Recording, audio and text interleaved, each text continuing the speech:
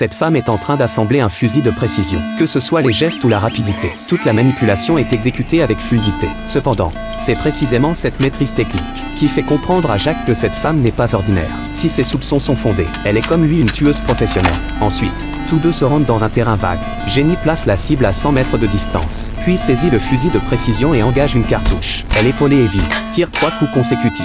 Chaque balle atteint le centre de la cible avec précision. Maintenant, il faut tester l'efficacité du silencieux. Elle demande à Jacques de se poster au loin et de tirer près d'elle. Jacques tire 2 coups successifs. Le bruit est très faible. Impossible de déterminer la provenance. De toute évidence, Jenny est très satisfaite de cette arme. Le lendemain, Jenny se rend sur le lieu de l'assassinat avec ce fusil. Rapidement, elle localise sa cible dans la lunette de visée. Et la personne qu'elle doit abattre n'est autre que Jacques.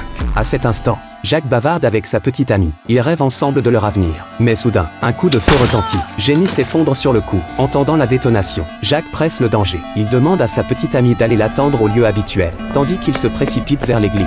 Arme à la main, Jenny gît au sol, agonisante. En réalité, Jacques se méfiait d'elle depuis longtemps. Sa façon d'assembler l'arme avait convaincu Jacques que cette femme cachait quelque chose. Il avait donc saboté le fusil de précision, non seulement en obstruant le canon, mais aussi en limant la pointe des balles, puis en injectant du mercure à l'intérieur des projectiles, desquels tirerait. La balle au mercure serait projetée dans la direction opposée et exploserait instantanément. Sous les questions insistantes de Jacques, Jenny finit par avouer la vérité. Il s'avère que celui qui voulait sa mort n'était autre que son patron. Jacques était las de tuer depuis longtemps et avait demandé plusieurs fois à son patron de prendre sa retraite. Mais il connaissait trop de secrets de son employeur. Aux yeux du patron, le meilleur moyen de garder un secret est de l'anéantir. Au moment où Jacques s'apprête à partir, il sent soudain une présence derrière lui. Il se retourne rapidement et tire 2 coups. L'homme touché n'est autre que son patron. Ainsi, le patron est abattu sur le coup. Jacques prend aussitôt sa voiture pour retrouver sa petite amie. Cependant, pendant qu'il conduit, Jacques ressent une douleur abdominale persistante. Il avait lui aussi été touché par une balle. Malgré la douleur lancinante, il conduit jusqu'à leur lieu de rendez-vous habituel.